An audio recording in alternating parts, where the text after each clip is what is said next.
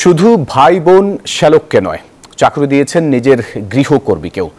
নিয়ম নীতির তোয়াক্কা না করে টাকার বিনিময়ে দেয়া হয় একাধিক নিয়োগ। এমন ভয়াবহ নিয়োগ বাণিজ্যের অভিযোগ বিশ্ববিদ্যালয়ের ভিসিদের বিরুদ্ধে। দুদকের অনুসন্ধানে দুটি বিশ্ববিদ্যালয়ের ভিসির বিরুদ্ধে অন্তত 275 জনকে অবৈধভাবে নিয়োগের প্রমাণ মিলেছে। এছাড়া 7টি বিশ্ববিদ্যালয়ের সাবেক ও বর্তমান ভিসির দুর্নীতির খোঁজ করছে সংস্থাটি। শিক্ষাবিদরা বলছেন, মানুষ গড়ার কারিগর যখন দুর্নীতির আখড়ায় পরিণত হয় তখন সামগ্রিক শিক্ষা ব্যবস্থা কলুষিত হয়ে ওঠে। বিস্তারিত তাসলিম তৌহিদের প্রতিবেদনে।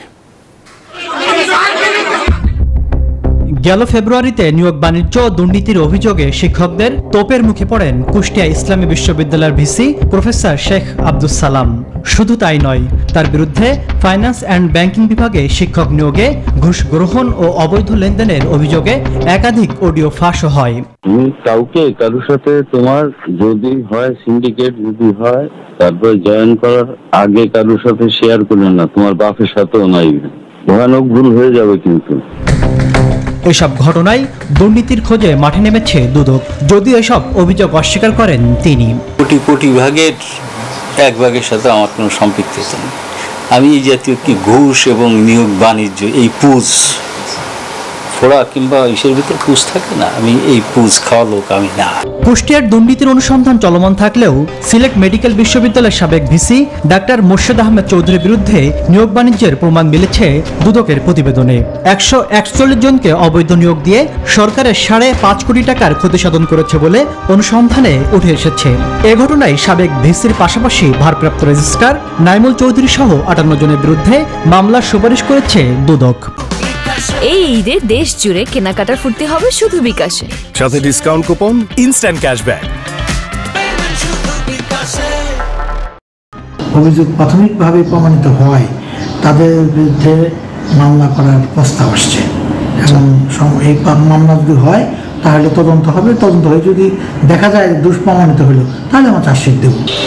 চলতি সপ্তাহে 135 জনকে নিয়োগে অনিয়ম পেয়ে রাজশাহী প্রকৌশল ও প্রযুক্তি বিশ্ববিদ্যালয়ের সাবেক ভিসি রফিকুল ইসলাম শেখের বিরুদ্ধে মামলা করে দুদক। বাসার গৃহকর্মীকে পর্যন্ত বিশ্ববিদ্যালয়ের অ্যাসিস্ট্যান্ট কুক বানিয়েছিলেন তিনি। দুর্নীতির এমন ঘটনায় লজ্জিত তার সহকর্মীরা। আমার কেমিস্ট্রি ডিপার্টমেন্টে এরকম একটা ঘটনা ঘটেছে, পত্রিকাতে আপনারা দেখবেন যে পরীক্ষা দিয়ে 6 পেয়েছে কিন্তু তারপরেও সে শিক্ষক হয়েছে। এটা আসলে লজ্জাজনক বিষয় আমাদের জন্য। বিশিষ্ট শিক্ষাবিদ ডক্টর একে আজাদ চৌধুরী মনে করেন, প্রশাসনিক দায়িত্ব পেয়ে অনেক শিক্ষক নীতি আদর্শ ভুলে কলুষিত করছে মহান এই পেশাকে। একই সাথে দায়মুক্তি সংস্কৃতির কারণে অনেক শিক্ষক দুর্নীতিতে জড়াচ্ছে বলেও মনে করেন তিনি। তাদের স্বচ্ছতা স্পষ্ট হতে হবে জনের সম্মুখীন।